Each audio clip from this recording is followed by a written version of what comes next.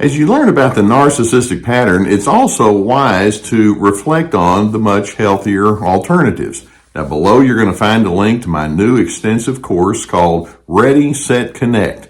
It addresses both the mindset and the skills involved in gratifying relationships, and I hope you'll find it to be quite therapeutic.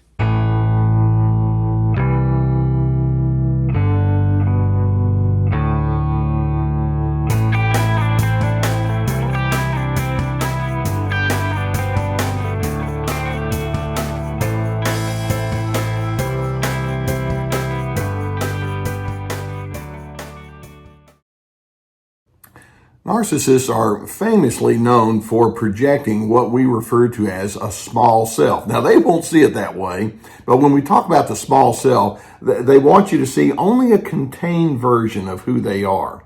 They want to present themselves as being together and on top of it, and they don't want you to see all the stuff that's behind door number 3 over here. And as a result, the more you live with that small self intact and leading the way, it also leads to other ingredients, and the one I want to talk with you about today is the ingredient of intolerance. People with a small self tend to be very intolerant toward other individuals when they bring their flaws and weaknesses or distinctions and complexities to the equation. Before I get into all of that, I want to tell you a personal story, and I'm hoping it can cause you to prompt you to think about who you are. I was around 23 years old, and I was working on my master's degree, and I had befriended a doctoral student in my graduate program named Doug, and I admired him, I respected him again very much, and we had a good friendship that we had during our graduate school years. We were talking one day about, I don't even know what the concepts and topics were, and right in the middle of everything, he just paused and said, "Les, why do you have to be so right?" And he wasn't just referring to rightness as related to my opinions and idea, but just in the way that I presented myself, my aura, if you would. And I remember thinking right then and there, having two different kinds of emotions. One, it felt awkward. I was like, "Oh, you busted. He caught me." And then B, I also felt relief. He was more or less speaking to me in a way that was an invitation where he would want to say, "Les, you don't have to just be the guy that has everything figured out. Don't do that, because when you do, you lack authenticity. Let's go ahead and just say sometimes I don't know, or I have a few ideas, but I need to expand on that. It's okay to let it be known you have incompleteness." And basically, when we talk about somebody who lives the way that he was busting me for, well, that's what we're talking about when we say somebody's living inside their small self. There's a self-deluded kind of a mindset that a person operates with when they're in that mindset. It's like, if I can just show the good things about me and ignore all the negatives, then I win. Everything's going to be okay. But inevitably what that does is it just creates a backlog of emotional disarray, and they can be critical, and they can be very conflict inclined because they haven't come to terms with what they don't want to look at. We call that their shadow self. Each one of us growing up knows that there are certain roles that we're supposed to fit into as a family member, for example, or as a member of a social group, or a member of a religious order, or as we try to figure out how to climb the ladder towards success. There are certain roles and assignments we have to have there. And many times we get so caught up in the roles that have been assigned to us that we lack authenticity. We're more concerned with public reputation or our social acumen, your skill set that you operate with, being perceived as intelligent and approachable, etc. And in the process, there's a lack of authenticity, and ultimately, it illustrates that judgmentalism has taken over inside your personality. That's what had gone on inside of me that my friend Doug called out. It's like I was actually judging myself before others could. It's like, I think if I show these problems or this mistake or that confusion, it's not going to look well. So I have to present myself only in ways that are going to be right and good. That's where the intolerance comes in. You see, it's very difficult to have patience and ease with other individuals when you're not at ease with yourself and when you don't have patience with yourself. Your own inability to tolerate your humanity leads to the inability to tolerate other individuals.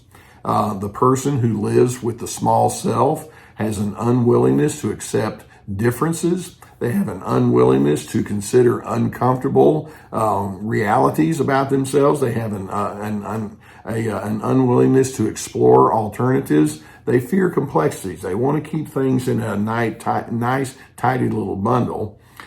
Basically, the person inside the small self implies, I want life to fit inside my little grooves, and I want to prop up my idealized version of the way things are supposed to be.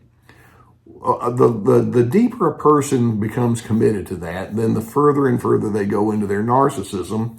Here's how it plays out, and you can see as I'm going to run through some of the ingredients that it all just spells intolerance toward you, but actually it's a projection of their own unfinished business. Intolerant, small self narcissists are known for having rigidity of opinions. They're also known for having a know-it-all attitude. In other words, they can be highly critical toward other individuals. They're known for remaining secretive whenever there's the possibility that defects or failures might need to come out. It's like, I'm not going to tell you any of that. The people inside their small self who become intolerant operate with simplistic thinking.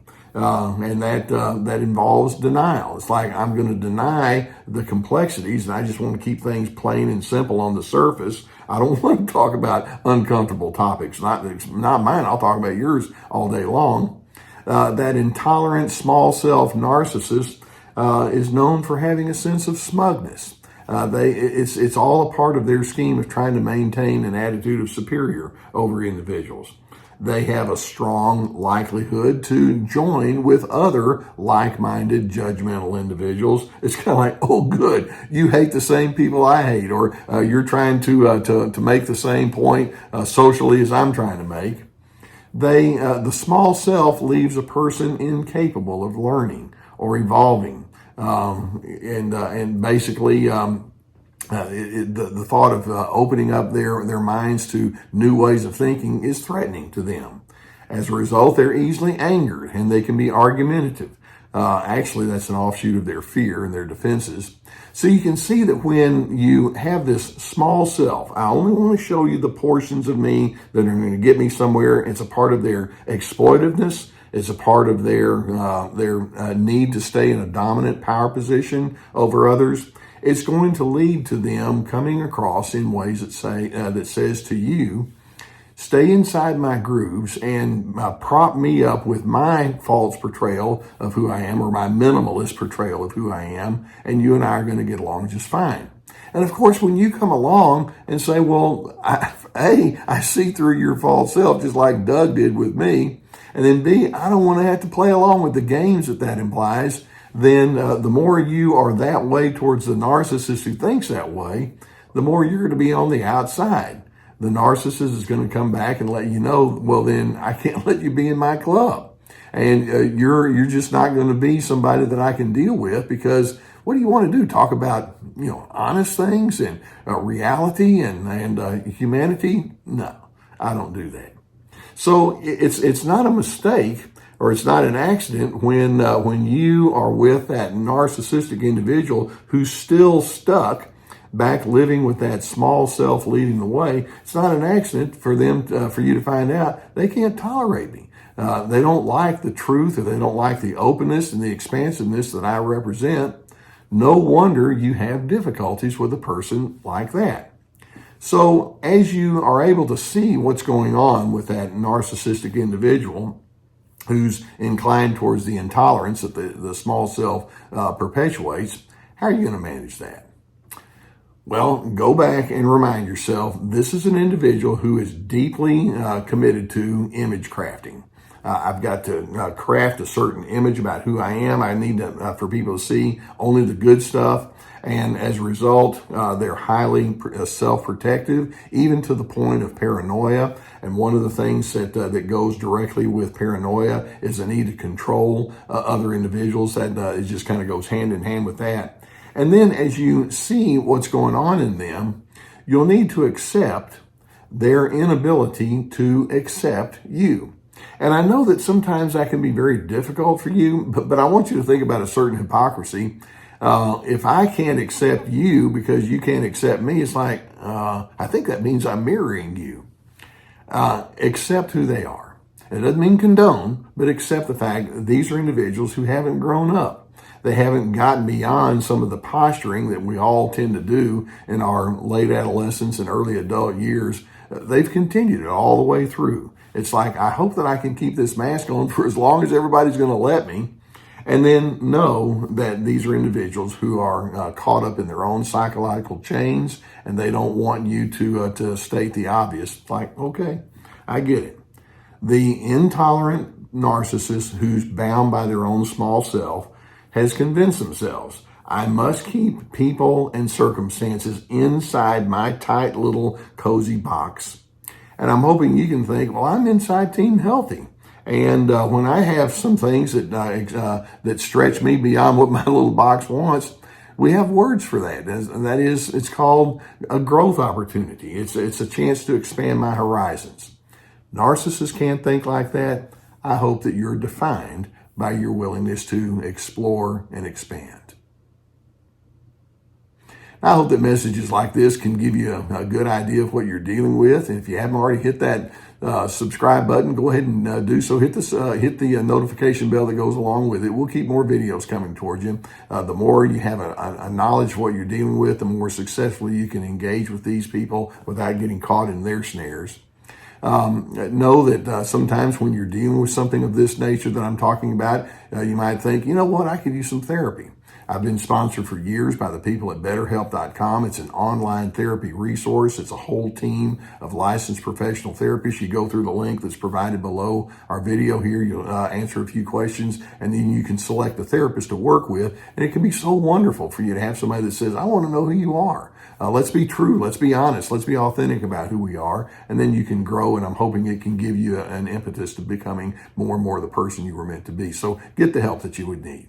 In addition, I've put together courses, online classes, and these are very extensive. It took me a long time to put them together, and it's a good bit of work for you. Each course has at least 25 teaching videos with handouts per video, guided questions. You can do it at your own pace, share with whoever you want.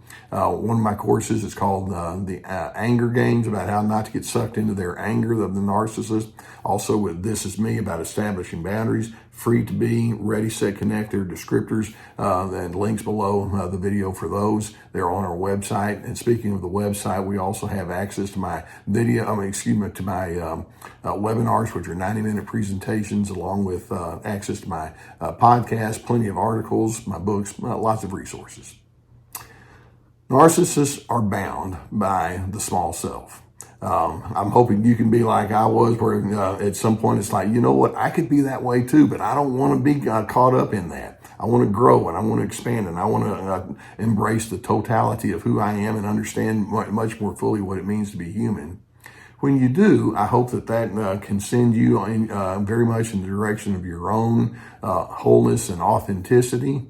You'll become more of a steady individual, and ultimately, I hope that it leads you to your place of internal peace.